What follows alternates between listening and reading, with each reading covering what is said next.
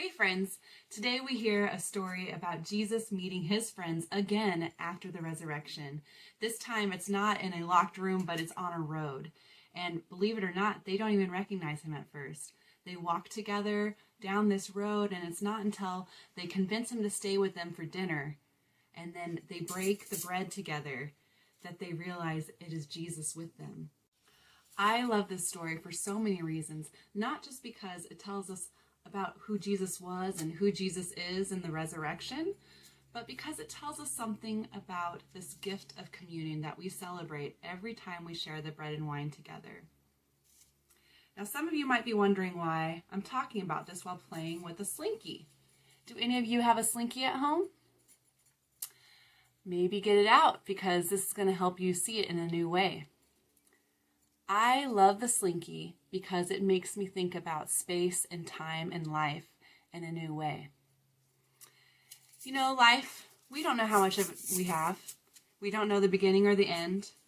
And the older you get, sometimes you feel like you start repeating yourself a lot. You've been there before. You've done this before. But when we do that, we're forgetting that life isn't really a line. It's more like this spiral. So we've got this whole experience.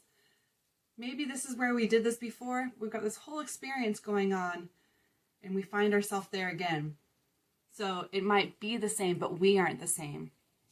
And sometimes those experiences are stretched out, and sometimes it feels really close together.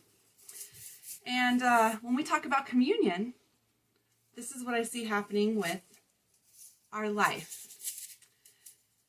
When those friends of Jesus were walking with him on the road, and not realizing who he was, they were stuck in a moment in the past. They were talking about it, and they were talking about the rumors of resurrection and if it's real and what Jesus really meant by everything. But it wasn't until they shared the meal together that suddenly this point brought them back to the weeks ago when Jesus shared the first meal with them.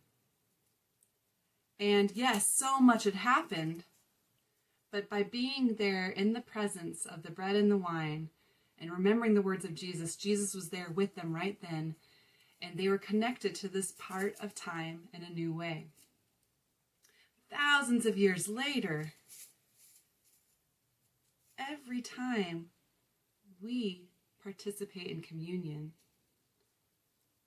time kind of shrinks, and we are brought back to that very first communion that Jesus shared with his disciples, as well as this communion where Jesus appeared and then disappeared with his disciples, and then all the other meals shared since then. We are connected to all the people and places in time where we live and celebrate the promise of resurrection. So whether you are home alone or with your family running around the living room, whether you're in the sanctuary surrounded by your favorite congregation of believers, or in the woods, or just stuck at home because of some crazy pandemic, when you take the bread and wine, you are actually not alone. Christ is with you. You are celebrating that gift of resurrection, and you are connected to the body of Christ through all time and all of space.